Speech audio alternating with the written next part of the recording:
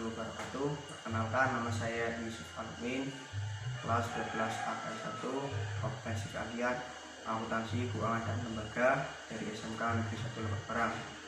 Rencana saya setelah lulus dari SMK Negeri 1 Lebak Parang, kemungkinan besar saya akan bekerja terlebih dahulu kurang lebih 1 atau 2 tahun.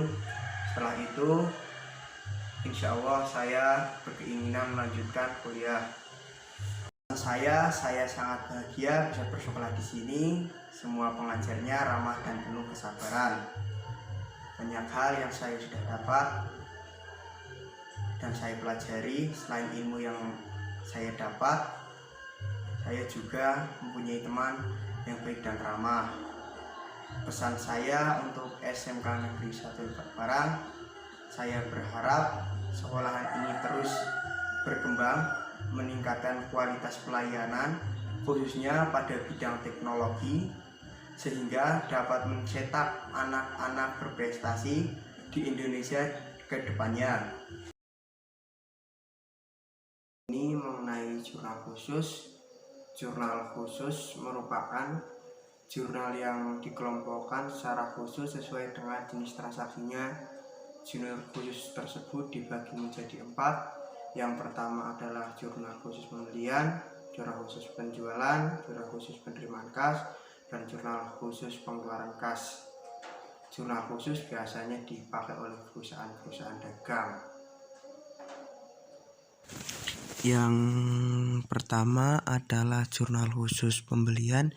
Jurnal khusus ini berfungsi untuk mencatat sebuah transaksi pembelian barang yang dilakukan dengan pembayaran kredit. Ini adalah contoh kolom dari jurnal khusus pembelian. Dan yang satunya lagi ini adalah contoh soal dari jurnal pembelian. Bagaimana cara menjurnalnya? Yang pertama, tanggal 10 masukkan ke kolom tanggal. F05 kita masukkan ke nomor bukti. Deskripsinya kita pakai PT Margonda aja.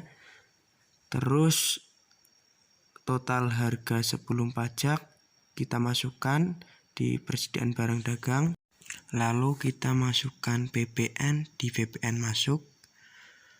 Kebetulan di soal tidak ada biaya angkut.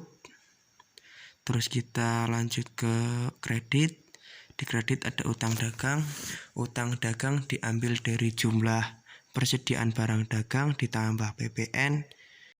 Hasilnya Rp331.100.000. Itu adalah jumlah penjualan yang sudah kena pajak. Yang kedua adalah jurnal khusus penjualan. Jurnal khusus penjualan berfungsi untuk mencatat transaksi penjualan barang, dagang, atau jasa yang dilakukan dengan pembayaran kredit. Ini adalah kolom dari jurnal penjualan, dan yang ini adalah contoh soalnya. Bagaimana cara menjurnalnya? Yang pertama kita isikan tanggal 6 Desember 2019. Kita isikan nomor bukti F12-1. Deskripsinya kita ambil digital elek, nama perusahaannya. Kita isi dari kredit terlebih dahulu di persediaan barang dagang. Kita ambil dari total penjualan sebelum pajak. Kita isikan PPN-nya. Kita isikan PPN di kolom PPN keluar. Kebetulan tidak ada biaya angkut. Di sisi debit, piutang dagang kita isi jumlah dari persediaan barang dagang ditambah PPN tadi, kita jumlah hasilnya 286 juta. Mungkin itu jurnal penjualan, langkahnya hampir sama dengan jurnal pembelian. Ketiga, jurnal penerimaan kas.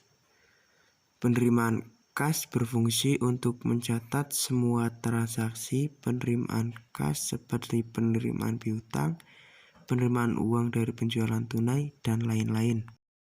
Ini adalah kolom jurnal penerimaan kas, dan ini yang satunya adalah contoh soalnya. Bagaimana cara menjurnalnya? Langkah pertama, isikan tanggal 3 Desember 2019, kita isikan di kolom tanggal. Nomor buktinya kita isikan BKM 12 Street 1. Terus deskripsinya diisi pelunasan faktur, di debit kas in bank masuk 34.100.000 dan piutang berkurang 34.100.000. Mungkin itu bukti penerimaan kas. Mudah ya. Yang terakhir adalah jurnal pengeluaran kas. Jurnal pengeluaran kas itu berfungsi untuk mencatat semua transaksi pengeluaran kas, misalnya pembayaran hutang dan pembayaran beban-beban dan lain-lain. Ini adalah contoh kolom jurnal pengeluaran kas, dan ini contoh soalnya. Bagaimana cara menjurnalnya? Pertama, kita isikan tanggalnya. Tanggal 6 kita isikan di kolom tanggal. Nomor buktinya kita isi BKK 12 Street 2. Deskripsinya pelunasan faktur. Refnya kita kosongi. Terus kita masukkan nominalnya, utang berkurang di sebelah debit, cash in bank berkurang di sebelah kredit.